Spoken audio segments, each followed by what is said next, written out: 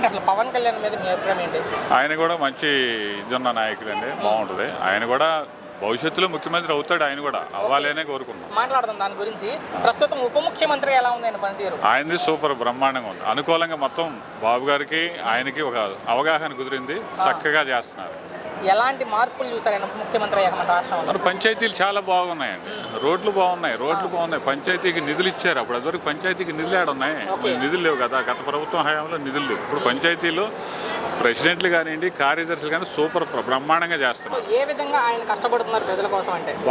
ఆయన బాగా కష్టపడుతున్నాడు, బాగున్నాడు, అంటే బాగా రోజుకి చేస్తున్నాడు. మన అందరికి తెలిసిన విషయం, ఆయన సినిమా హీరో, సినిమా నుంచి వచ్చారు, రోజుకు 2 కోట్లు ఆయన సినిమా హీరోగా తీసుకున్నారు.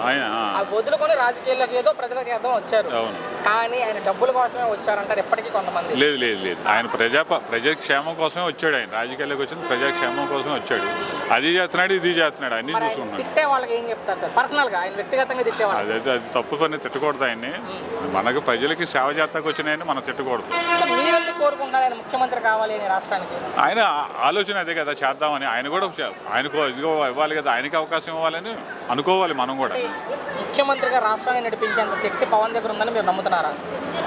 ప్రస్తుతానికి అయితే ప్రస్తుత పరిస్థితుల్లో బాబు గారే ఉండాలి. తర్వాత భవిష్యత్తులో అయినా చేస్తే, ఆయన కూడా చేస్తే బాగుంటుంది. చివరిగా ఒకే ఒక మాట పవన్ కళ్యాణ్ మీద అంటే ఏం చెప్తారు ఫైనల్ గా ఒక మాటలో? మంచి నాయకుడు, దమ్మున్న నాయకుడు, మంచి నాయకుడు.